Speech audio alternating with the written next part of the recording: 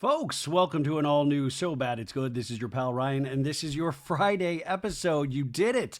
You made it to the end of the week, and let us celebrate with an all-new Summer House recap. These crazy kids in the Hamptons. Kyle's got tons of sperm. That's what we found out this week. This man, did we ever have any doubts that this man was not loaded with the juice? Hey guys, sorry. I'm just so excited today because guess what? New Pope. That's right, folks. We have a new Pope. What if we just totally rebrand this podcast and it's like all things Pope? No, our new Pope is, his name is Robert Prevost, who his Pope name is Pope Leo. I love that, Pope Leo. So the new Pope, the conclave only lasted less than 2 days. The white smoke was billowing out of the chimneys this morning, and I watched a little bit of this on CNN and him coming out and speaking to all in the Vatican area. Just the crowds just like came in out of nowhere and filled up the whole space, and he came out and did his popely wave, and he spoke to everybody in different languages.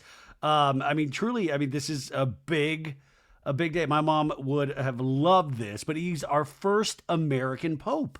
I thought after this last couple of years, I didn't think the Americans would have a chance, but the first American Pope, he was born in Chicago. By the way, first American Pope, how American is he?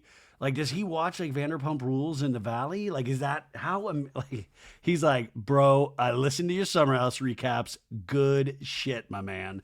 No, actually, I was reading this article about him. He is considered within the Vatican the least American of all the American cardinals. I found that interesting. The least American. He speaks 2 languages. I only speak 1. What I say, he speaks 3 languages, including, anyways, he speaks a lot of languages, folks. So yeah, if you're a big Pope nut, there is a new Pope. Don't forget the old Pope, but new Pope is here. Also, he's a little bit of an amateur tennis player, they say. And I remember I read a book a long time ago on, I think it was Pope John Paul II, and he loved hiking. And I remember this one picture in the book where he was like hiking with a hiking stick, but he was in his Pope robes. And I was like, wow, hiking in your Pope robe. But it also looked like a lot of room for air to get in there, which is always a good thing. So shout out to our new Pope Leo. Congrats, buddy. I didn't even know we were pulling for you, but I'm glad you got it. Just think about how different your life becomes once you become the Pope. As they usher in like new technology and a new time, do you think the Pope will have a podcast eventually? Definitely something to think about. Now, if the Pope did have a podcast, guess what? The Pope would be potentially eligible for a Golden Globe. This is correct. This is not a made-up story. Is that the Golden Globes have added a Best Podcast Award, which will come in 2026. And I didn't see this coming. Golden Globes, they honor TV and film, and now they are dipping into podcasts. Will we see a podcast award at the Oscars one day? This is very befuddling to me. The Best Podcast category will feature 6 nominees chosen from among the 25 most listened to podcasts. But on what platform are we gauging this on that have made a significant impact over the past year, celebrating the creativity and influence of creators worldwide? The category's first winner will be crowned during the 83rd Golden Globe ceremony, which will air on CBS on Sunday, January 11th, 2026, hosted by Nikki Glazer. So could Giggly Squad, could they be nominated for a Golden Globe?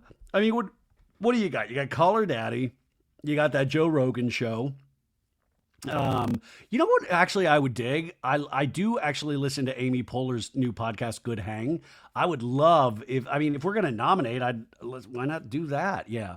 I wonder, like, So Bad It's Good. How far? Like, do we think 50 years from now, So Bad It's Good could get a nomination? How far down the line? But it is wild to think that podcasting, in a sense, I guess cool because it brings more attention to podcasting, but podcasting is still considered like a redheaded stepchild. Like there is so much power now of even government officials going on podcasts to help campaigns. And like, there is so much sway and there is such a huge audience, but it is still so made fun of I make fun of it, but it is, it's wild to see the relevance that it has. And it keeps getting more and more relevant, and it seems to be, in some ways, competing with TV and film. So I thought that was such a bizarre story. What podcast would you nominate for a Golden Globe? And also, that's going to be so weird. Like, does Joe Rogan have to, like, go to the ceremony and sit, like, with Meryl Streep? And, I mean, that is just so bizarre.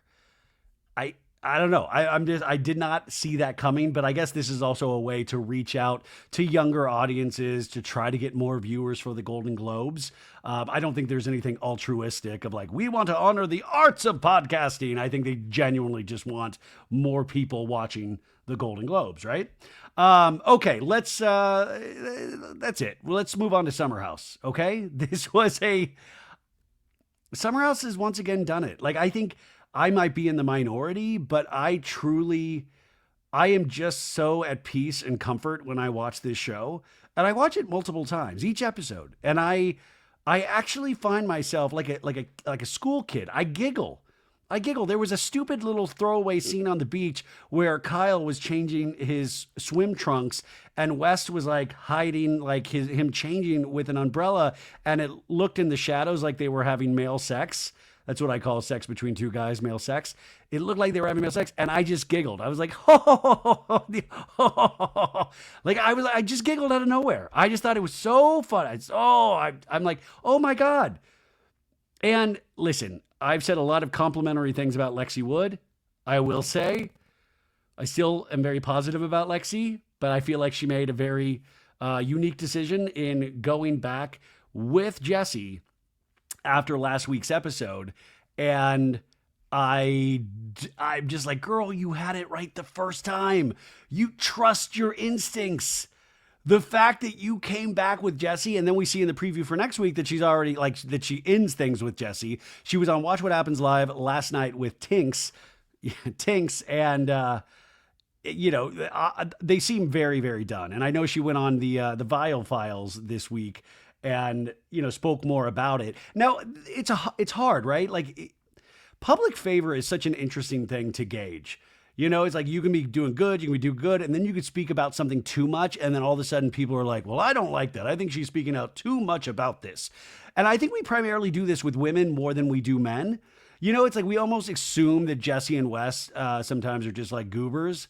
And so we're like, oh, these idiots, they'll just say anything. But then we put such importance, I mean, I do it myself, on what these women say and how they defend themselves. And, on top of it, this is a reality show filmed in a summer house. Also, we had huge breaking news today off of a scene that happens in tonight's summer house where Carl is talking to Kyle about Lindsay taking pot shots at him all summer. And I thought it was a pretty innocuous scene, but Lindsay Hubbard did not think so. And there was a back and forth on social media today that I was, because I just said, was it like a couple weeks ago where I was like, God, I'm so proud of Lindsay, man. She was like so nice to Carl, like the night before his, the anniversary of his brother's death. And she said something like kind of nice to him. And I just thought they will wind up friends. They will wind up friends. I am going to take that back now. They will not wind up friends. I was completely in the wrong about that. As I get older, the mind goes, like I don't even know what I'm saying to you. I just opened with like a Pope segment. Come on.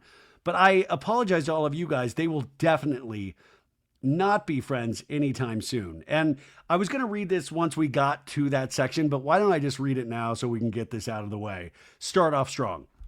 Okay, so Carl had that scene, which we'll get to eventually in the recap, but it was basically him and Kyle and Jesse talking about the summer and Lindsay. And I thought it was fairly innocuous. You might not have thought so, but I was just like, I got his jest. And I think this is on Brands by Bravo. I'm reading this on Comments by Bravo. I love the Comments by Celebs Girls. Brands by Bravo, they posted this, and it was like Lindsay's response to her meme, I think. And Lindsay said, 1, what are we, in middle school? Embarrassed is not the word here. This man, my best friend of 8 years, fiance, partner, blindsided me and publicly humiliated me on national television with less respect than you would have for your enemy. Why on earth, and she capitalizes on earth, would I need to go to his soft launch for his bar that wasn't even opening yet? Which brings me to number 2. And then she goes, 2, I didn't attend said launch, not because I was embarrassed, in quotation marks, but good try, because Carl said she was embarrassed to go potentially. I didn't attend because why would I go 3 hours deep into New Jersey in the middle of rush hour traffic on a summer Thursday for a bar that at the time didn't even have a location locked in, and that you're talking about opening in Brooklyn, the complete opposite direction? Call me when it's actually launching, but I'm not going to waste 8 hours of my life to go celebrate him talking about potentially doing something at some point. Maybe in the future. Call me when it's opening! Exclamation point.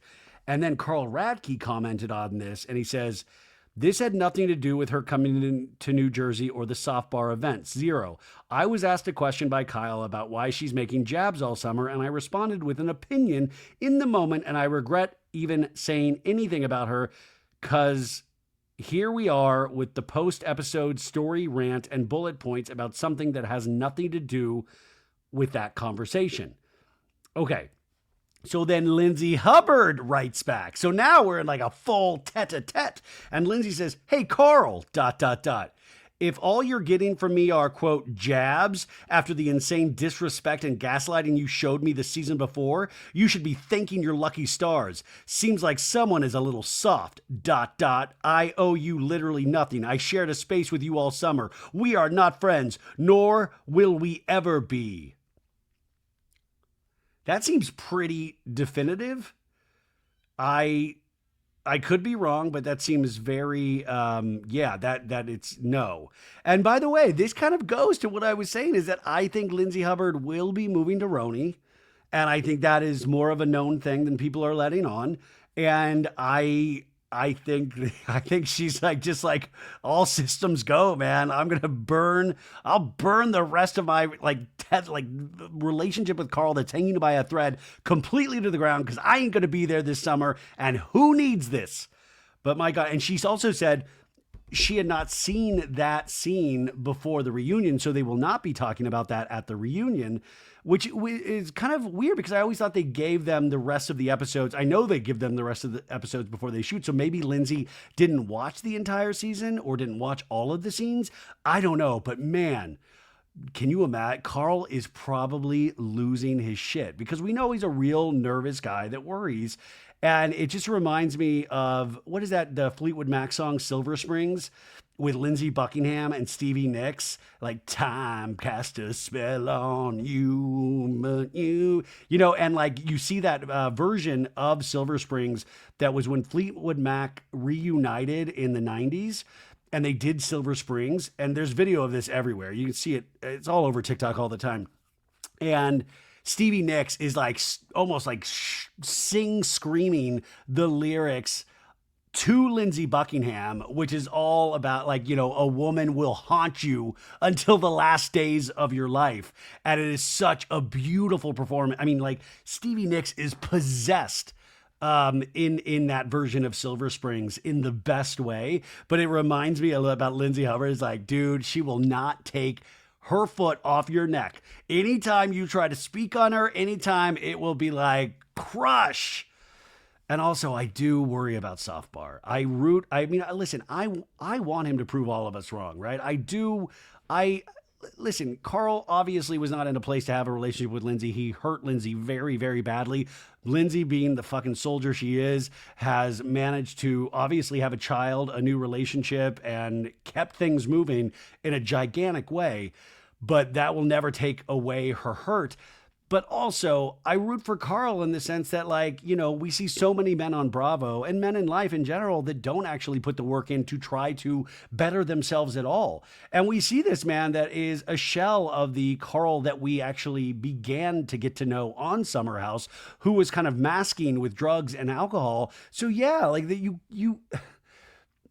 I always think women will be so much stronger than men in so many ways. And yeah, I think he is soft, and I don't think that's necessarily a bad thing. I think you have to, like, kind of get away from the stereotypes that we put on men and women. But yeah, it might not be the most attractive thing to some women, but it was attractive to Lindsay for a while. But yeah, Carl is soft, but I just truly am scared about the financials of Soft Bar. Listen, I'm worried about the financials of my own life, and I'm sitting here potentially worrying more about the financials of Soft Bar. I just keep thinking like, well, maybe we could sell a little alcohol. Like, it's going to kill us. Come on, we need to get some money. He signed a 7-year lease, folks, at $10,000 a month. I'm not a math guy, but like, what is it? How many months are in a year now? We got 14, 15? Okay, I love this. Have you guys ever walked into a store and you have no idea what wine to get, but you're looking to kind of learn more about wine, but you're a little nervous about the whole process? Well, I have stopped going to the grocery store and having to do this, but I am actually increasing my wine knowledge because our next partner, Naked Wines, has changed the game for learning about wine without having to take a whole class about it, and you don't have to stop by your grocery store. This podcast is sponsored by Naked Wines. It's 2025. Do you still shop for wine like it's 2005? Come on! Naked Wines is a service that directly connects you to the world's finest independent winemakers so you can get award-winning wine delivered straight to your door.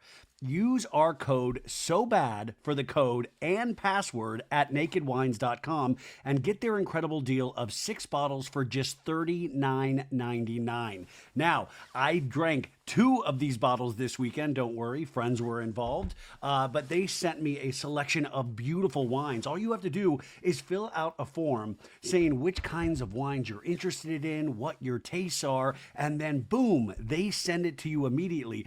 I had a beautiful Cabernet Sauvignon that I enjoyed watching the 2nd season of Real Housewives of Beverly Hills this weekend, and it was a delightful evening.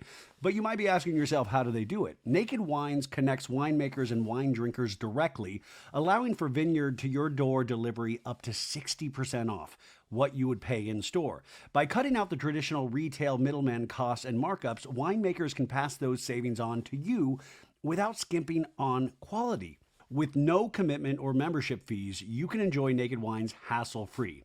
And don't forget, you can pause or cancel anytime, so just because you've got a trip coming up doesn't mean you can't enjoy Naked Wines before or after that much-needed vacation. Oh my gosh, tell me about it. Now is the time to join Naked Wines community. Head to nakedwines.com/SoBad. That's very important, folks. nakedwines.com/SoBad. Click Enter Voucher and put in my code SOBAD for both the code and password for 6 bottles of wine for just $39.99 with shipping included. That's $100 off your first 6 bottles at nakedwines.com/SoBad and use the code and password SOBAD for 6 bottles of wine for $39.99. It's a lot of money, dude. I don't know how much drinks are, and especially the drinks that are not alcoholic. Like usually the alcohol is where they do the upcharge. Anyways, we'll get into that more in the episode. How are you guys? I forgot to ask you. I'm on day 2 of my health journey, and yesterday I got some comments about my love of braised cabbage, which I ate for dinner last night. It gets even better, folks. Today I had a lovely breakfast of green beans. And I just finished my dinner of peas. And I'm doing great. In no way do I hate everything and have given up any kind of hope for a fulfilled life. Everything is great. Everything is great. The fact that I have not had a Diet Coke at all, and that I've drank water for 2 days straight. You know how boring water is? By the way, I'm shocked Soft Bar isn't like a water bar. Like water is so stupid and boring. Like, and we're supposed to drink it. We're supposed to drink a lot of it. This health guy, like, he's like having me drink all of this water. And I'm just like, oh my God. And what? So I can get up, I have to wake up every hour to go pee? Are you kidding me? It's over for me, folks. It's over. It's over. After this summer, I'm done. I'm done. So bad it's good. Done. Donezo. Well, it's not really donezo. I interviewed a bunch of the Secret Lives of Mormon Wives today in person. You'll hear that next week when the 2nd season premieres. And that was actually really fun. And then tomorrow I'm interviewing Cynthia Bailey and Crystal Minkoff, who do the podcast Humble Brag now. So I'm really excited to do that in person. So we got a lot of great stuff coming. Do you see how I pivoted? Really, it was like the end of the world. And then I pivoted because it's the power of positive thinking. I was so close to getting the Pope job. I was so close. How are you guys? What are you doing this weekend? Are you like, I bet you're eating a bunch of like good shit. And you're probably just you're drinking things and like diet sodas and all that stuff. Well, how frustrating is that for me? But I've got to commit. I can't be a quitter. I can't be a soft boy. Got to be a hard boy. This is going to be a wild recap, you guys. I'm in a mood. Okay, here we go. Summer. Okay, where the hell is Imrul? Imrul has been gone now for a couple of episodes. Is he just sleeping with people in the summer house and he just doesn't come out of the room? Like, he is actively, doesn't seem like he's there. We do not have Gabby again this season. And by the way, as much as I love the vibes, and like I said, I'll just watch the vibes, but I will say, even just in terms of storyline, what happened with Paige and Craig? Like, I know eventually they break up, but that was like the whole crux of part of the season was Paige was getting really nervous about her relationship with Craig, and we haven't even heard about that for the last couple of episodes. Listen, I love to see Jesse get what's coming to him, but it does not, like this week, Lexi completely backs down from her correct feelings about the situation.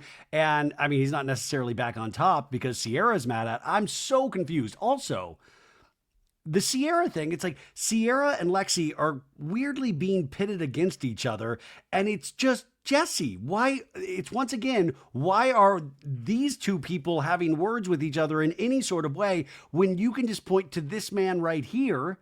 You can still be friends with him, but it's that dude right there. I'm also beginning to suspect that Ciara definitely had some sort of maybe unconscious crush on Jesse.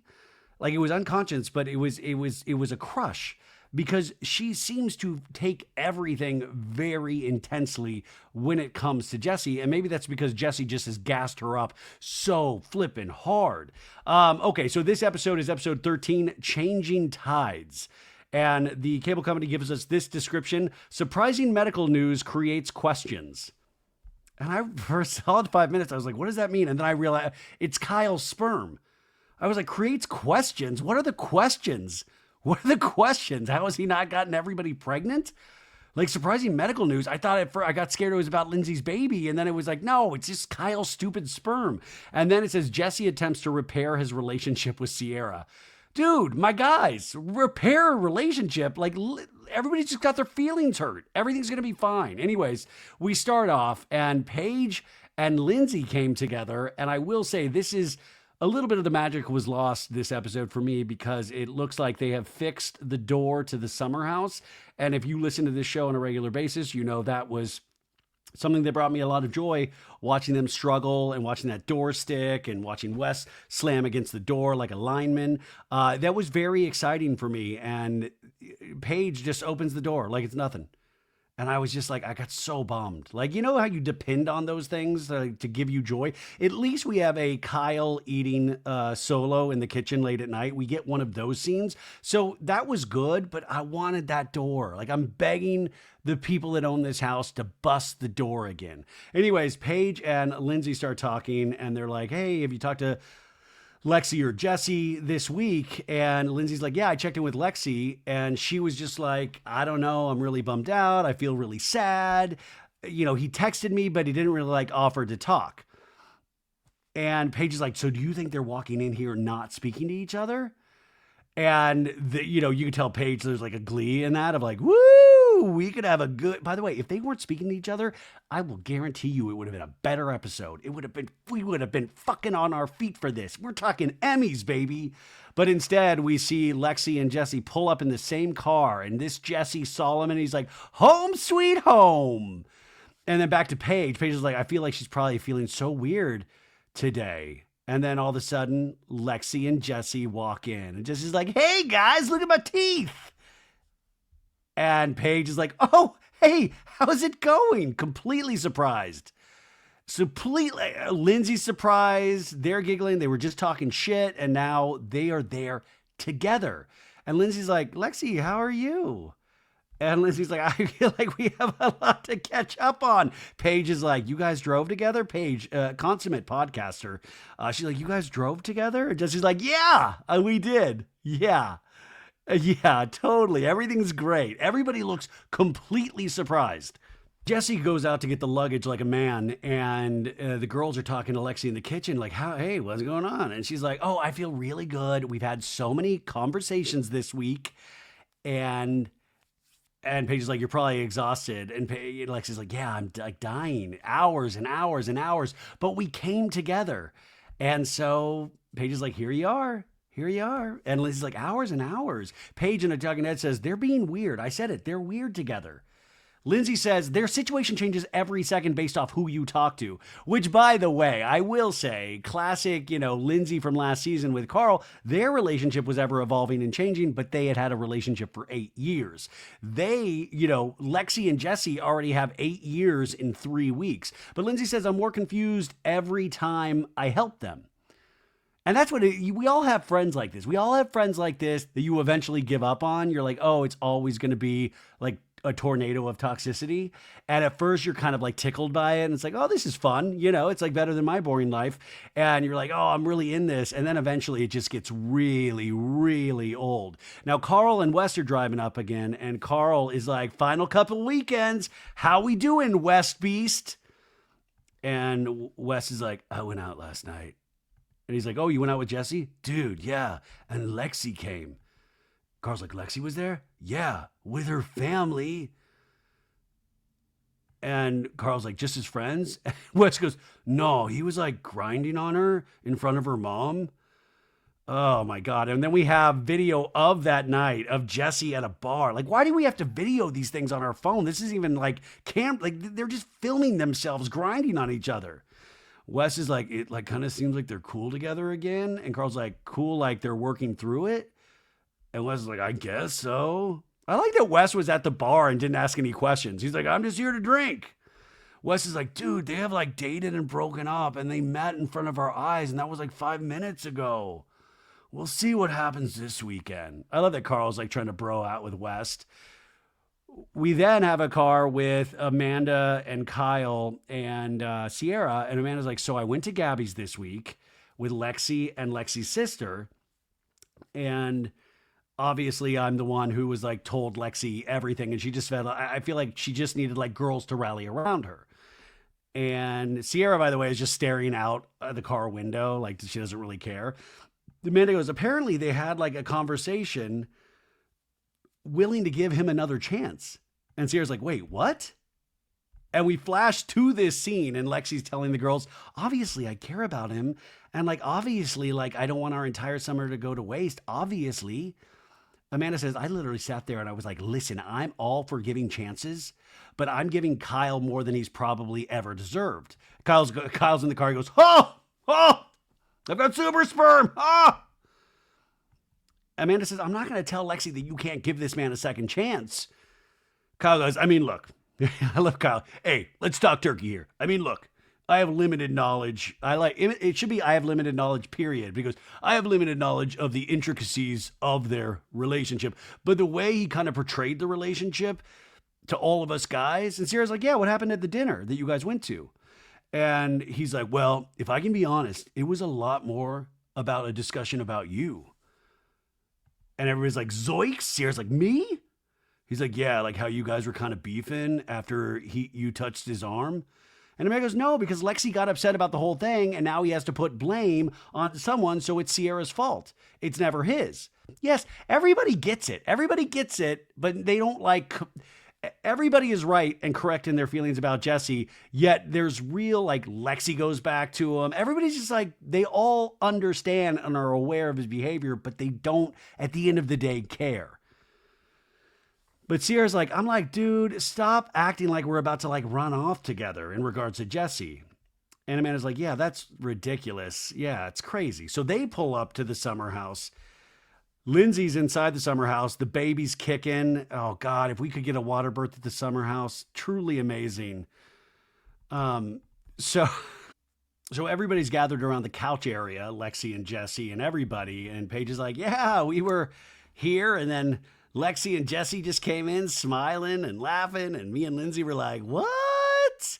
What? And now West and Carl pull up. I love that I narrate this like it's the most exciting thing.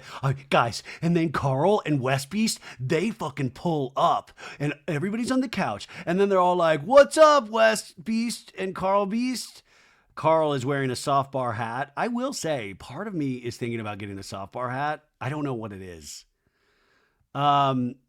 Anyways, Amanda says, Kyle, when's your call? And I guess he's got the big sperm call, right? And Kyle's like, yeah, I gotta talk to my sperm doctor. And Wes is like, results? Yeah. I got to get the results via email or video. And Wes is like, you picked phone? That's crazy, dude. Everybody's like, what a sociopath.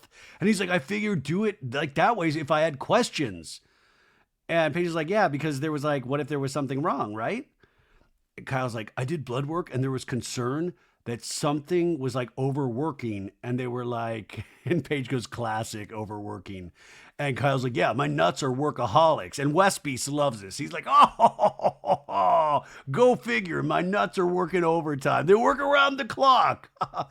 If we could put that same work into Loverboy as Kyle's nuts put into his reproductive business, I think this could be $1 billion company.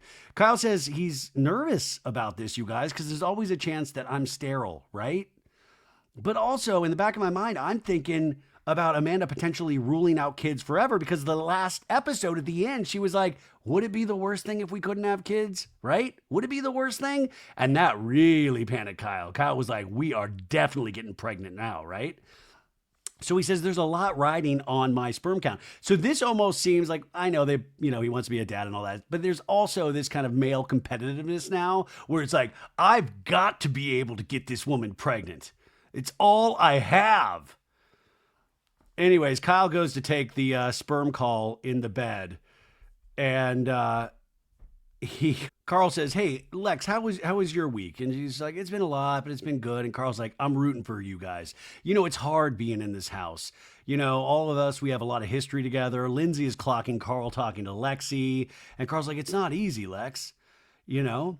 And then he goes, how's Jesse doing? Jesse is literally sitting like the couch over, and Lexi goes, "I think good."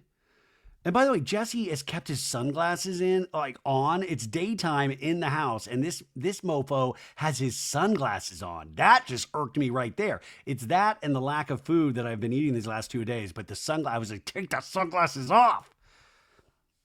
Lexi says, we definitely got down to the nitty gritty of what is kind of going on between us. And Amanda then turns to Jesse and goes, what did you take away from it? And Jesse's like, that's a great question. My takeaways were my communication with Lexi was poor. And then Ciara, who's just laying there, goes, oh, so you're not two-faced? And Jesse goes, like Beavis, Beavis, what up, Beavis, Beavis, shut up, Beavis. And she goes, you're not two-faced, you're not a liar, and you're not two-faced. Like, she drops this real casually, but it's really, and then there's like a discordant piano key hit, like, dong. And Ciara's like, is that the takeaway? And everybody's like, zoinks, zoinks, zoinks, zoinks. Ah. So Jesse is trying to see how to handle this. And he's like, yeah. He just goes, ay, with these women. What are you trying to say? And Ciara's like, no, nothing. I just was wondering. I'm just wondering what the takeaway is. And West is checking this out. He's like, oh, dude. By the way, West Beast, all heat is off West. We started the season heavy on West in his New York Times interview, and now it's all on Jesse. And Jesse, be careful what you wish for. You wanted more camera time? You got it.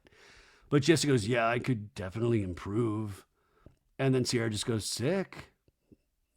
In a talking head, Jesse's like, Ciara's not somebody you want to dislike you. It's pretty brutal. Now I know how Wes feels. I will now do a New York Times interview. Now Kyle comes back out and they're like, Kyle, how was it? What's going on with the sperm? He goes, all right, you need at least 20 million of the number. By the way, 20 million, Carl's like already laughing, probably thinking about how much money he has to put into soft bar. He goes, 20 million of this number of the sperm, where it's not just the volume, they take into account the mobility and the quality, right? So the minimum you want to see is 20 million. And then he goes, and I have 159 million. Do not touch this man. You will automatically get pregnant. Like, holy shit, 100. This feels freakish. It feels like a mutant. It feels like the government should actually study Kyle Cooke, because that is unheard of. This guy, that's a gift. That's a gift from God. We got to tell the new Pope about this. Wes is standing up, clapping. And by the way, Amanda looks scared out of her damn mind. She's like, oh shit, what? They're like, bitch, you're fertile as fuck. And he's like, yeah, he told me you could get someone pregnant by sneezing on them. And Amanda looked so scared in this moment. Like she was in a horror movie, right? Everybody's like, congrats on your sperm. He needed this, by the way. He needed this win. But Kyle says, I feel like there are moments it'd be nice to get a little like affection and attention out of Amanda. Okay, so now that his sperm's like comes correct, he's now back to blaming Amanda. You know what? Now that I've got super fucking sperm, it would be cool if she's not going to touch you, dude, because she would get automatically pregnant. Anyways, Kyle says, I'm realizing that when I'm ready, she might not be ready. And that is just something I never even saw coming. And he looks so serious in his talking head when he does this, like way too serious. But like, dude, that's relationships, right? So now Carl, Jesse, and King Sperm are outside, shooting the shit guy style. And Jesse's like, what about you, Carl? How you doing? And Carl's like, what do you want to know? I'm about to sign a lease for a soft bar space. And Jesse goes, oh, wow. Even Jesse, king fuck up this season, is literally like, oh, that's rough. Kyle's like, how many years? And Carl goes, 7-year lease. And then there's a shot of Jesse raising his eyebrows. Like, this is how we feel watching Jesse and Lexi, but Jesse's reacting that way to Carl. And then Kyle's like, talk to me like I don't know how commercial leases work, because I don't. Worst case scenario, how do you get out of it? And Carl's like, well, it's called a good guy clause, because you can have someone take it over, or in a horrible world, if we have to file for bankruptcy, there's still some flexibility. And he goes, yeah, I'm about to sign a $10,000 a month lease. It's a warehouse. It's industrial, huge 23-foot ceilings. It's got a big garage door. And Kyle's like, does it require like a lot of build out? And Carl's like, yeah, a little bit, not a ton. So we budgeted $600,000 for a build out. Holy shit. Are you kidding me? I know I'm cursing a lot today. I'm just hungry, you guys. Anyways, Kyle's like, so 50% over is probably normal. So 900,000, because those figures Kyle knows those figures are nothing. So now we're talking 900,000. And Jesse's like, you got to sell a lot of drinks to make up 600,000. And then Carl's like, well, listen, we got a good business model. I mean, listen, it's risky. I know that, but I'm just so passionate about this. I'm doing it. I'm doing it. And Kyle's like, hey, look, there's going to be naysayers. If it was a slam dunk right out of the gate, you're already too late to the party, right? And there's going to be people taking jabs. And he goes, I feel like every now and then Lindsay will throw a jab. This is what the scene I was talking about earlier, right? And they're all kind of laughing. They're like, yeah, Lindsay might take a jab or two. And also, like, this just feels like a lot of money. And yeah, you're not going to stop him. And I hope he proves this all wrong, but I just don't, even just going by casual Bravo businesses over the years, it is so hard. It is so hard. Look how much Kyle still has to push Loverboy. By the way, they should make that warehouse space like soft bar Loverboy. Like, throw Loverboy into the mix for their non-alc drinks. Yeah, now I say non-alc because of this show. But anyways, Kyle's like, how has it been handling that from Lindsay? Obviously, she's not like jumping up and down for soft bar, but like, and Carl's like, yeah, I didn't expect her to. If you really want my honest opinion, she's still really deep down. She's not hurt. She's just embarrassed still. And deep down, there's a part of her with the jabs and with these comments is her trying to feel better about the embarrassment she's feeling. I mean, and Jesse goes, yeah, it's still recent. You know, it wasn't that long ago. But she's obviously moved on. She obviously has. And by the way, okay, like, listen, you can come at Carl for 30,000 different ways. But yeah, I do think there is some credence there of like, she was hurt because she loved this man. But also I think there was an embarrassment factor in there as well. And I think she is a very prideful person, right?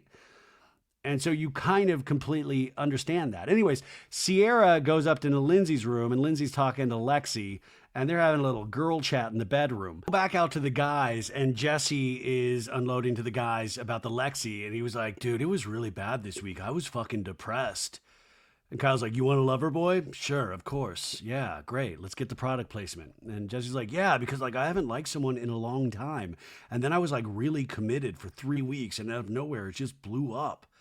In a talking head, he goes, it's very hard for me to somebody I really like. And when I find it, it happens quickly and I'm all in. I immediately was head over heels for Lexi. The only other girl I've ever been in love with was when I was 18 or 19. And you guys, before we get into the story, they flash a picture of him at 18. And my God, this guy's got a head of hair. It's like Jesse Solomon, 6 foot, with hair, 6'7". My God, it's like Adam Sandler in The Wedding Singer. It is insane. This whole, the fucking, you have to get an IMAX screen just to fit this picture in. But he's like, when I was 18 or 19, and then my best friend slept with her, and that's why I have trust issues. My roommate actually proposed an interesting theory. Like, maybe you were normal before that. Now you just have commitment issues because this thing happened when you were still young. And he goes, I don't think that's true, but it's a good working theory. I also would like a positive theory of my own. He's also just extremely horny. Does that hold any water? I think that is that crazy? This guy, call me crazy, might like to sleep with a bunch of different women. It's a working theory, you guys. Anyways, we go back up to the girls' room, and Lindsay's like, yeah, Lexi was filling me in because I was very nervous that her and Jesse were donezo this week. And Lexi's like, yeah, we had really good. How many times is Lexi going to tell us that they had really good conversations all week? But she was like, I said, this is exactly what you did. This is how our relationship needs to adjust going forward if we do that. By the way, if this is true, the timeline, we're 3 weeks into this relationship and you're having deep discussions about how we need to course correct. But he's like, I don't know if we're going to be together forever. Girl, you don't, together forever. That shouldn't even be a sentence or a thought in your head. But she's like, I feel like we just have to let go of just all of the miscommunications everywhere. Ciara's listening to all of this and you just feel like an inner bubbling of hatred bubbling up inside her. And Lexi goes, am I really going to fully break up with somebody because he's bad at communicating? Or am I just going to be like, you know what? We both really care about each other. I think that it could be worth training. Dude, I mean, listen, I'm not going to say he's not a dog. Yeah, train Jesse's kind of like a dog. But dude, is it worth the work? Is it worth that? And also, yeah, you can let go of somebody for miscommunication. Lexi goes, no one's going to come into a relationship the same and no one is perfect. But I do feel like it needed to have boundaries, right?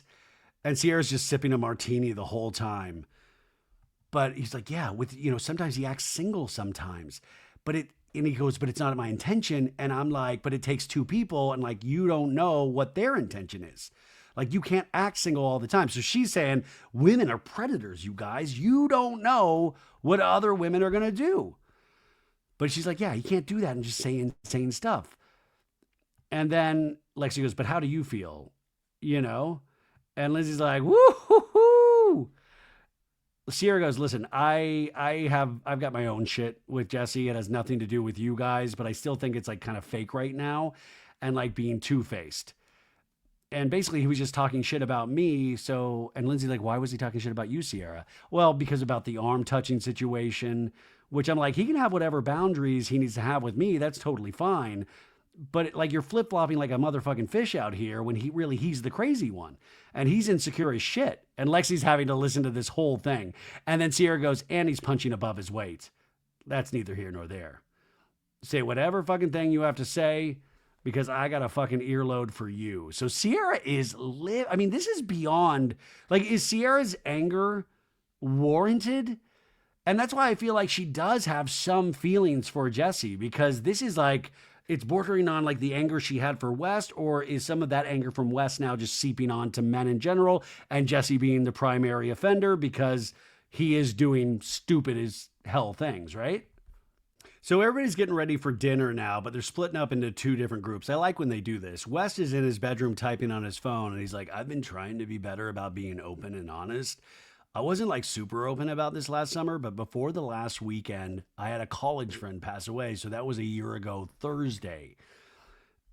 And he says, it's just kind of a weird situation. Being able to get it out and express your feelings is a good trait to have.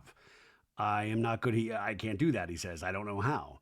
And by the way, I kind of believe West in this. Is that some dudes do not have, they're good with like the bro hugs and being brosifs and like, what's up, West Beast?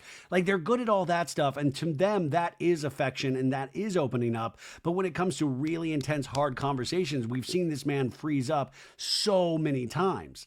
Earlier in the season when Ciara called him out at the dinner table and the dude froze up, like he really isn't good about talking about his feelings. And once again, though, he seems like he has a reservoir of these intense feelings. So at some point that will catch up with him, right?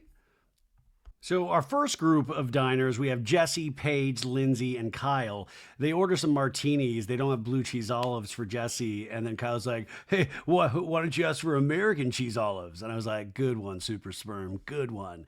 And then Paige says, Craig makes fun of me all the time because I love a good craft single. And by the way, I love a good craft single too. Those craft singles are great, man. I grew up on craft singles. Do not knock middle-class craft singles, please. Anyways, Jesse's like, well, how is Craig doing? And Paige is like, he's good. And Kyle's like, he was just in New York because I felt like I saw him petting your cat in a video. And Paige is like, yeah, he was in New York for like 24 hours. And Jesse's like, he makes sure he gets his cat content every time he arrives. And then they flash to Craig trying to play with Paige's cat. Oh. Paige goes, he really uses my daughter. Ugh. And then we have our second group of diners. We have Amanda Batula, West, Carl Beast, and West is like, thoughts on Kyle's results today, Amanda? And Amanda's like, guys, are we at all surprised that his sperm is working overtime? And then West goes, his sperm also tastes like limoncello lover boy. And everybody's laughing. And then I think Ciara's there as well, but Wes is like, is this a step? Oh yeah, Ciara is there. He's like, is this a step? Like, are we going to talk about it more now? And Amanda's like, dude, yes, we've had many conversations about it, but we're just not there yet. Not there yet at all in terms of the kid, right? Amanda says, this is the first time in years that I felt like myself again. And being pregnant will knock me off my ass.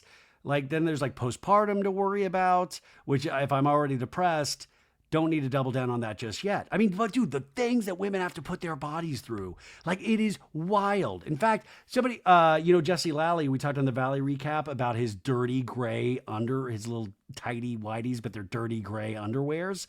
And somebody wrote a comment saying it looks like, some lady said, oh, that looks like postpartum underwear. I didn't even know there was special underwear for postpartum. Like, holy moly. I mean, that is a lot to put your body. By the way, I know I sound like the biggest idiot in the world. I'm like, yeah, I can't. Yeah, I didn't know. I'm sorry. But she just wants to feel normal for a couple of months. She wants a summer of Amanda to feel hot and happy, right? That's totally normal. Now we go back to the other table and Jesse's like, now that I've got this whole Lexi thing sorted for the moments. And Paige is like, you mean for the night? Can I please get some Ciara advice? Because like she said to me today, she said I was two-faced liar. And Lindsay's like, oh shit, yeah. And Jesse's like what happened is not that serious. Lindsay's like, Jesse is like, we cleared the air. And she's like, so you cleared the air about me being a two-faced liar or not? By the way, I love these little like split it up at the diners. They're all laughing, having a good time. And he's like, I want to just apologize, but like, is she going to even accept my apology? And Paige is like, maybe not at first. It's not like you and Ciara aren't going to be friends anymore. It's just going to take a little bit. She's a little bit more of a slow burner. And Jesse's like, that's what she did to West. She refuses to be his friend, which is sad. And then my man, Mr. Super Sperm, Kyle Cooke, made me so proud in this moment. He's like, hey, if I can help you out here, bro. Don't be like, that's what she did to West. That's not why they broke up. And Lindsay says, Kyle, I got to say, I think therapy is working on you. And Kyle's like, no, but you're like pinning it all on her, Jesse. And I'm like, yo, I think she's the one who felt screwed over. And then Jesse's like, yeah, I guess, yeah. And I'm like, my man, Kyle, listen, we live, we learn, we pass these. I mean, I was so proud of him. Paige says, West hasn't talked, I feel like, a lot this summer in general. Wes is a bit quiet this summer. And he goes, I noticed to Ciara not talking the most, but I feel like he was just quiet all summer. And just like, it's awkward for him. Now we go back to West at their dinner, and Lexi is there too. And he goes, "Hey, Wes, I saw your Instagram story about your friend. How are you doing?" And Wes is like, "I haven't taken the time to like really, feel it, I guess." And I kind of did like last night for a second. It was yesterday, the anniversary, but like there's these weird emotions that come with someone passing away, especially when it's someone young. And Sierra's like, "That's so sorry.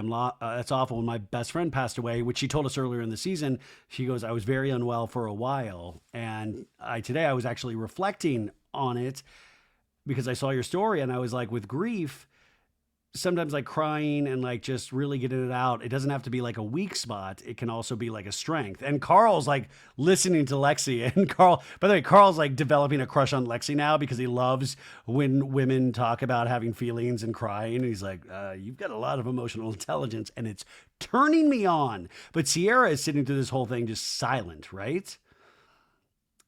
But I will say, like, yeah, I mean, we've all now experienced grief, right? And if you haven't, you're going to at some point. And it isn't linear. It's not one of those things that it's like, well, I got that year out of the way and everything's copacetic. Like, no, man, it'll fuck you up at the weirdest times. And then you can just go down dark path after dark path. And it's like, yeah, you just learn to live with it.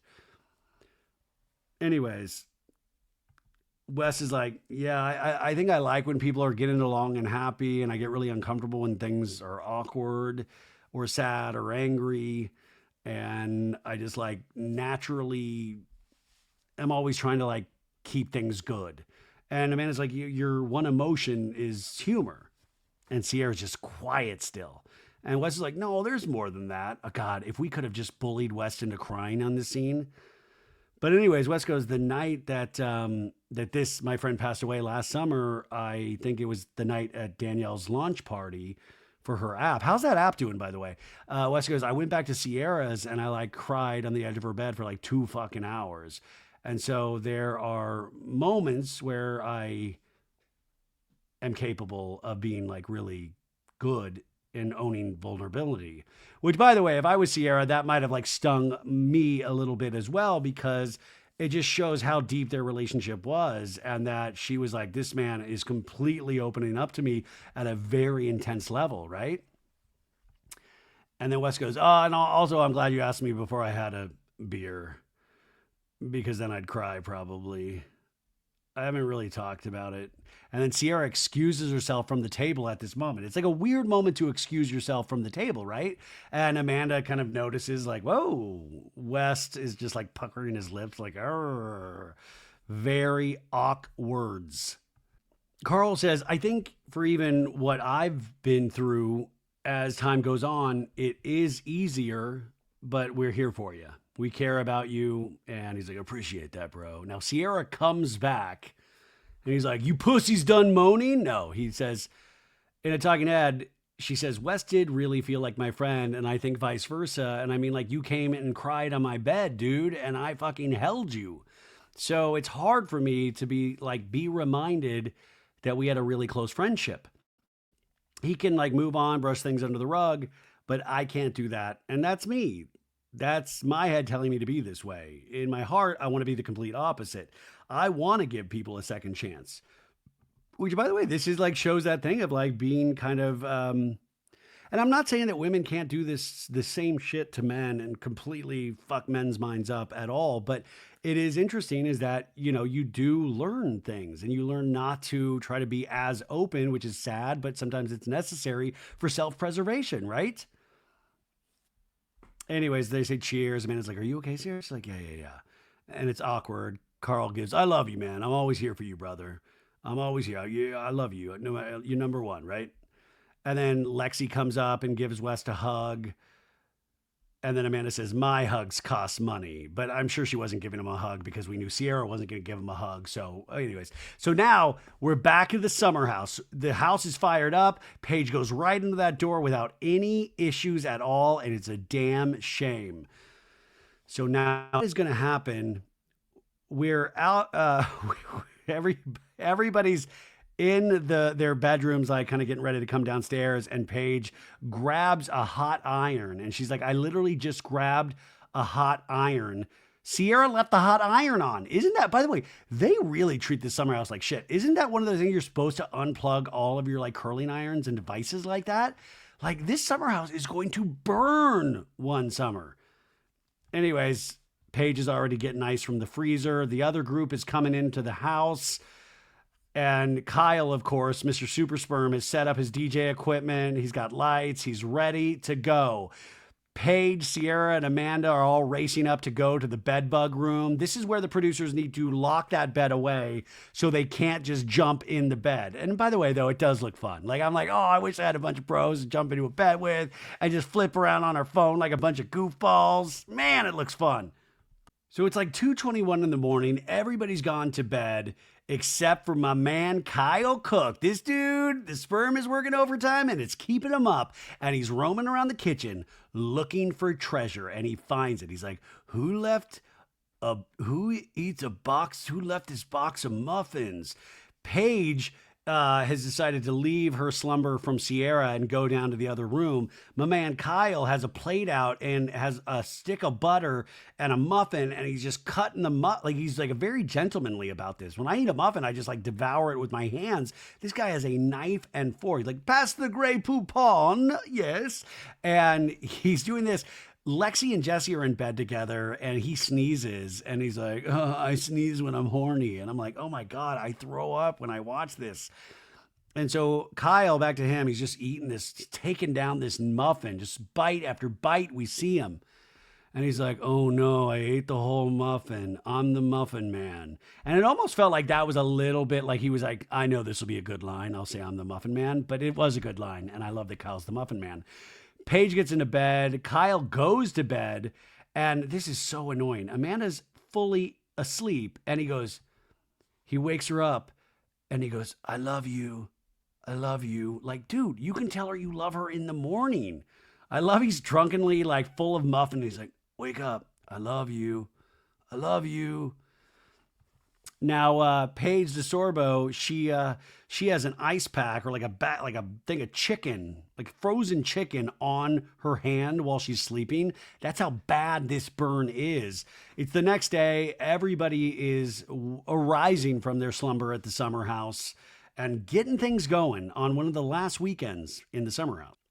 Paige is talking about the 2nd-degree burn on her middle finger, and we flash back to the night before where she went and got the frozen chicken, and Kyle is like standing there. It must have been like right after he hoovered that muffin.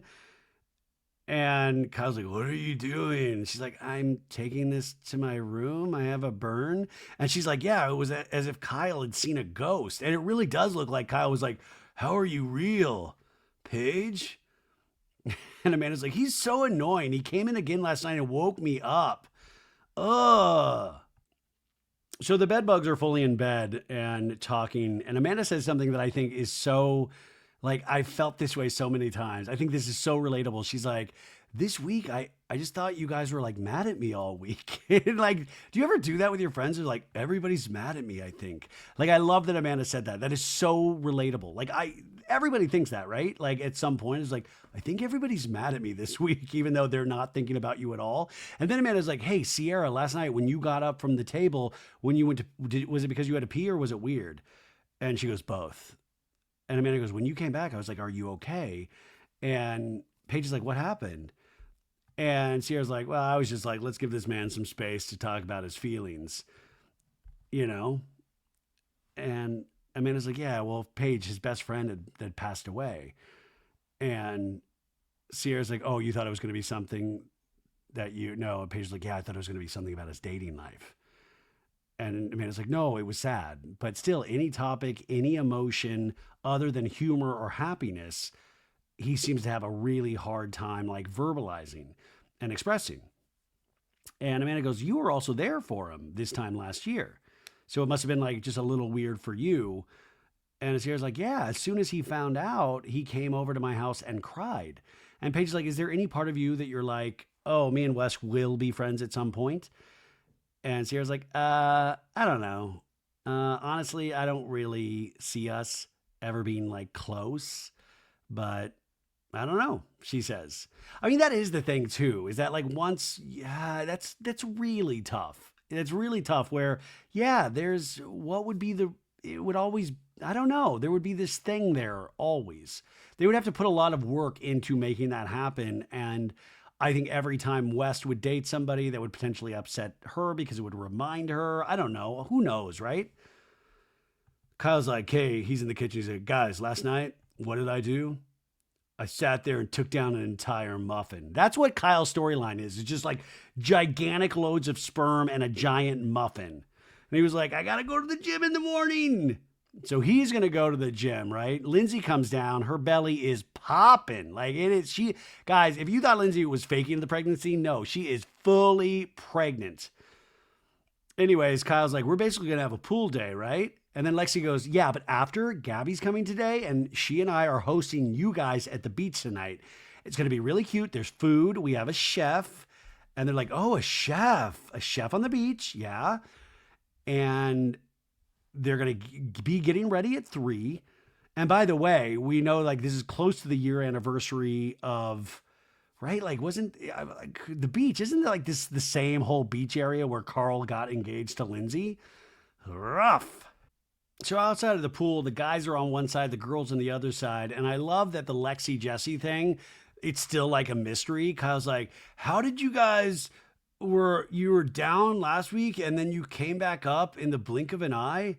And Jesse's like, it was her. She was like, it's over. You're the worst. Gave me lists and lists of reasons why I was the worst. And then one day I just answered the phone and it was like, are we getting back together or not? And Kyle's like, she said that? And Jesse's like, I mean, that was the sentiment. Now, by the way, this is exactly what Jesse got in trouble for the first time, is talking behind Lexi's back about their relationship. And I know that sounds like, oh, that's pretty crazy, but we have to take this as like, he's like, that's the basic sentiment. Is it the basic sentiment? Because we now had instances where she has said things to him and he has gone and said completely the opposite to people about her reaction. So I don't know if I necessarily trust Jesse in this moment. And Jesse's like, yeah, she was like, it's your decision. And I was like, I didn't even know that was on the table remotely. After Lexi and I talked, her mom and her sister came to the apartment and we all talked about what had just happened and spent another 3 hours with them. And then we met up with West and West is like doing the debrief. And now Paige is joining on this conversation and she's laughing. I guess Lexi's inside now. And then West is like, and then he grinded Lexi in front of her mom for fucking 2 hours on Thursday night. And Paige is like, what? And then we flash to that video again of Jess. I don't want to see this, but we see that Lexi's mom and sister, listen, that whole family thing, it's what, give these people a spinoff. I don't think Lexi is coming back next season to Summer House. I truly will be surprised if she comes back. But they do seem to be hyping her story up and her family up a lot. We have seen a lot of them. So there must be some plan or they see something. It is definitely an interesting looking family. And listen, I was close with my family, or I'm still close with my family, but but it wasn't like we didn't live in the same city. I mean, I did take my parents out to like bought when they would be here, but like I don't think that would be a normal occasion, nor would I think they would want to, right? Wes keeps talking about the grind and he's like, dude, it was like butt on wiener. And Paige is like, I couldn't even touch Craig in front of my dad. I would feel so fucking weird. Like, I don't kiss him in front of my parents. By the way, I also think that's a little weird. I'm sorry. I know Paige is like a god now, and I'm Team Paige. I love her, but that's a little weird as well, right? And Kyle's like, well, when you live with your sister and the mom, and Jesse goes, I would not do PDA in front of my parents with Lexi. But in front of her mom, like her mom goes out with us until all hours. I love that Jesse's like, well, I want to grind on her. And it's like, she's always there. So I guess I do have to grind on her in front of her mom. And Wes keeps talking about the grinding and going out to this club. And he's like, yeah, the next night they went out to another club to see their friend DJ. And Wes is like, yeah, I'm like trying to figure it out. And Kyle's like, wait, what? And Kyle's like, this is my dream. Yeah. Paige is like, yeah, Kyle wants to have kids so he can go to clubs with them. And then Jesse's like, dude, this week they were out at the box all to like, fuck, I'm not supposed to be doing this, Jesse. He realizes he's not supposed to be doing all this. And Jesse, by the way, if you think it's so fucking crazy, stop it. You had your out. And Jesse goes, these are just facts. These are just facts. They were out of the box until 3 in the morning. The box is a weird place to take your mom, Kyle says. And Wes is like, I know. I don't even know what the box is, but I'm going to assume it's like a leather bar. Wes is like, can I be honest? I hate that. Like, I can't get over just doing relationship therapy with her fucking mom and sister already. Like, that freaks me out. Like, by the way, yeah, we never saw Ciara's family like sit Wes down, even though they should have. And Paige is like, listen, you're being a little bit of a negative Nancy, but I agree with you. And Wes is like, no, I'm not. I think it's bizarre. I think it's weird. And Paige is like, it's another level up. And Wes is like, yeah, it is what it is, but how do you do it? I mean, it's never going to go away. It's like not normal and weird. It's weird. And Jesse's face is like, oh, my boner just shrank. Oh. And Wes is in these ridiculous Oakley glasses with a red baseball cap backwards, looking like a young Fred Durst. But I love how uncomfortable Wes is. It's weird, man. And we have to take a stand for brothers everywhere. Parents and siblings shouldn't be allowed at clubs with family members. No. By the way, wouldn't it be great if next season Lexi is there and they've included her mom and her sister in the cast and they stay in the summer house with Lexi in her bedroom? Anyways, so Gabby finally pops up close to the end of the show. We're all getting ready for this beach day, right? And everybody's like getting all dolled up for the beach. Jesse and Lexi are humping in Wes's bedroom, and Wes has to watch. Wes looks at the camera like Jim Halpert from The Office. In a talking head, he's like, I feel like bad, like ripping it, but it's like not normal. Like, I'm still kind of reeling from my shit with Ciara. And I'm like learning that the hardest way humanly possible. So if I can help Jesse and give him advice, I definitely have the right to do that. But also, can I be so fucking for real right now? I kind of love that they're both insane. And like, it's so crazy. I feel less crazy. I love it. That's what I'm saying. That's such a relatable feeling too, of like when you see a couple or somebody that's like just so far intensely psychopathic where you're like, oh, this makes me feel so better about myself right now. And it's horrible, but it's true. We got to be honest about these things, right? So Lexi and Gabby go to the beach, I guess, to set up. And then Jesse wanders into Amanda's room where Paige is in bed. And he's like, I feel pretty good about Lexi. So now I just need to feel good about Ciara. No, you need to sit in your feelings. That's what you need to do. And you need a spanking. And Paige is like, yeah, it's tough having two girlfriends, isn't it? Paige has some fucking funny one-liners, man. Amanda goes, can I give you advice? And Jesse's like, yeah. I think no jokes, she tells him. I think there is no room for jokes with Ciara. And he's like, no, like, I'm sorry for what I said to her at the first party about, like, you know, if she'd only met me 48 hours earlier, like, stupid comments. Which, by the way, thank God he didn't say, it's a joke. But Amanda goes, did you mean it or were you joking? And then he does, I was joking. Everything's a joke. And Amanda goes, yeah, but you said it to me and Craig too. And then Jesse's like tongue-tied. He's like, there's no way I said to you and Craig if I was only here before West. And then we flash back to that scene 4 weeks ago where he literally does say this, which, by the way, now this makes the timeline weird because they're saying 3 weeks, Lexi, but this is 4 weeks and they'd already been 2 weeks. And this is 6 weeks into this now.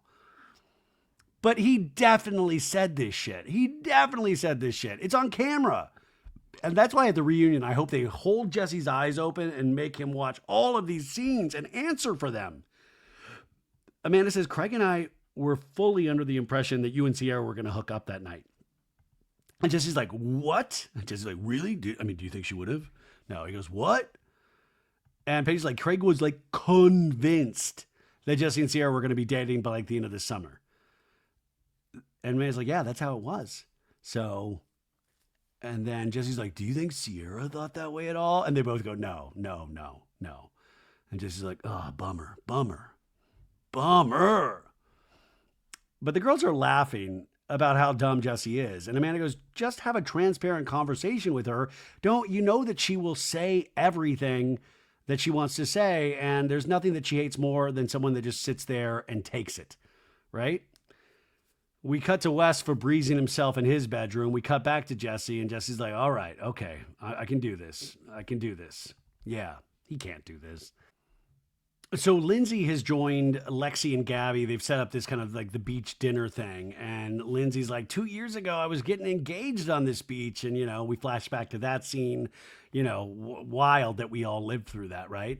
And Lexi's like, yeah, I talked to him today, asked him if he was seeing anybody. And he said, no, nothing really is happening. And Lexi's like, and you're like having a baby. And Lindsay goes, well, Ciara said yesterday that Carl apparently hooked up, did something with somebody.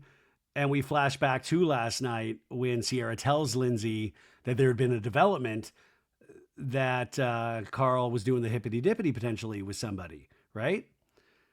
And Lindsay in that moment was like, great. Now in the beach, she goes, I don't believe it. I don't believe it for one goddamn second. I mean, he didn't even hook up with me and we were engaged. I mean, prove it. Yeah, they weren't the most sexual of couples, right? And Lindsay goes, prove it. I'm all about receipts. Yeah, we need to see video of Carl fucking, right? And then Lindsay goes, evidence, proof, receipts. Obviously trying to imitate Heather Gay from Real Housewives of Salt Lake City, but she got it completely wrong. She goes, evidence, proof, receipts. Lindsay Hubbard practicing to be a housewife. But now she's really cracking up. She's like, ha, ha, ha, ha, ha, ha. Now the rest of the gang is walking up, and I will say the shot of them walking towards the dinner table is hysterical because you will notice that Amanda Batula is carrying everything.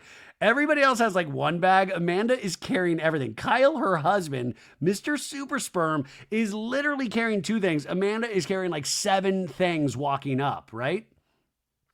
So they are now joining the group.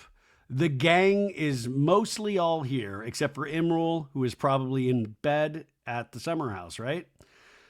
Who knows? So already the guys have separated at the beach and they're doing their guy talk. Like it is so funny how the guys always just get together and, talk their feelings out. And Kyle's like, last night it was so weird. Like I woke Amanda up and I wake her up to say like, I love you when I go to bed. And she hates me for that. But I'm like, I kind of feel like I wasn't even acknowledged the entire day. And it's like, yeah, I found out my sperm are dope. And then we cut to Amanda talking to the girls and she's like, God, he said, yeah, I found out my sperm is dope. How is, they're like, how is that a sentence? We cut back to Kyle. Kyle's like, I really wanted her to come in with me. And by the way, the girls can kind of hear what Kyle's talking about. And so I was like, what did you say? Sarah's like, what did you say? And I was like, what are you talking about? And it's like, I can hear everything that you're saying. Like they're literally 3 feet from each other, the guys group and the girl group. And then Kyle's like, why did we set up so closely to the girls? I love that he needs to be acknowledged. So I wake her up out of a sleep. Do you know how diabolical that is? Especially if you have a hard time sleeping. Like some of us can't, some of it's hard to sleep, right? Anyways, the guys learned their lesson and they set up their, they go to set up their camp elsewhere. But Amanda's like, no, what do you want to say to me? But she's like in a fun, loving mood. And she goes up to Kyle, sits on his lap. She's like, I'm very happy that you have semen and sperm. We cut to Paige with the girls, and Paige is like, Kyle's problem is actually similar to Craig's. They want to be like celebrated all the time. Constant acknowledgement and reassurance and great job. You're doing so good. You're my everything. And I'm so focused on you. And it's like, should we just switch roles? I guess girls want guys to be guys. I don't know. I'm so confused. How, by the way, you know what? The more I talk about reality shows over the years, the more I'm like, how are any of us with anybody? Like how it is by the grace of God and so much luck that any of us stay with anybody because you just see all of these. There's just so many intricacies and we don't really ever fully understand each other. And we have these stupid genders and it's like, anyways, Amanda's like, Kyle, if something was wrong, I would have been right by your side and I would have done everything I could, but you were fine. Like, if your sperm sucked, I would have been right by your side. And then then they kiss. It's very sweet. He got the attention he needed. Then in talking head, Kyle's like, I just want to feel like she cares. I want to feel like she's invested in our future. I want to feel like she's my person. And if we were pushing pause and kind of continue to grow and change, I just want to make sure we're doing it together. We got to do it together. Kyle's like, Kyle, mark my words. I have a feeling we're going to get a pregnancy announcement out of Amanda Batula at the Summer House reunion, because Kyle is now dead set now that she might not want to. He's like, I'm going to get that woman pregnant. Like that. I'm scared because Jesse Solomon on an Amazon Live, somebody said, like, does anything big happen at the reunion? And he was like, yeah, there was one big thing that surprised us all, but I can't say it. So that would be very surprising if Amanda was pregnant. But I hope if she is, it's something that she truly wanted. And the other thing I would think is Lindsay announcing that she's not going to be there. She's going to be Real Housewives in New York. I think that would be a potential surprise as well. Right? But we'll find out very, very soon. So everybody's at this beach table, and Jesse's like, Ciara, can I talk to you in private? And Lexi, you can already tell, is like, what? Dude, this is my dinner. Anyways, he takes her like 30 feet away, and he's like, oh, Ciara, I just want to start by apologizing. It would be so dope if he just started singing, I'm sorry, just as But he goes, I just want to start by apologizing. I am very sorry for saying that. I was just trying to make you feel better, saying that if only I had arrived the same day as Wes did, which still doesn't make sense at all in a sense. He goes, it was a mistake and definitely like a learning lesson for me, and I hope you accept my apology. And Ciara's just staring at him through these glasses, and she's like, well, obviously, like, I don't need you to feel bad for me, I don't like even nurture friendships where it's like that type of dynamic. So then it definitely made me question like everything else that you've been saying this summer, everything else that you've been doing. Then it was like the don't touch me thing at the Cancer Society, which, by the way, these poor people have cancer and we're fighting about touching. Jesse goes, it was just a joke in the moment. Again, me just overly joking. And Ciara's like, when it's a joke, people usually laugh. Great point, Ciara. Great point. And Ciara's like, and you didn't even fucking laugh. And it was the most awkward thing ever. You're the one sending mixed signals, playing two sides of the coin with the Lexi thing, with us. But then you're like making comments at me and like saying you're joking, but you're not joking, but you're serious.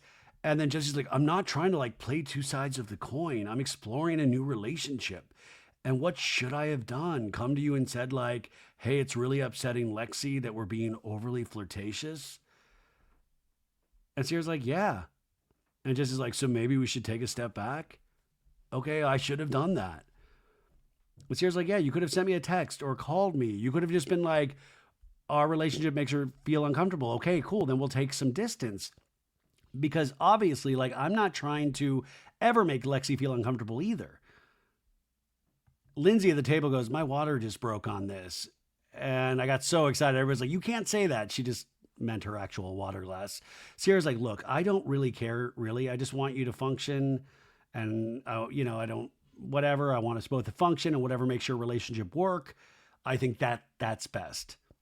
And then Jesse's like, yeah, but you're still upset. And she goes, no, I'm not. She is. And then she just goes, I'm just kind of over you guys. I'm just kind of over you. I'm just over it.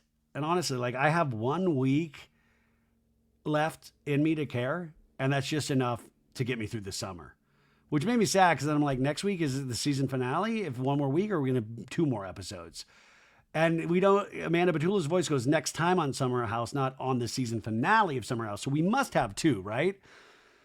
So next week's episode, Lindsay announces at a table of everybody, she goes, this is the anniversary of Carl and I's breakup. And Carl goes, thank you for reminding everybody publicly.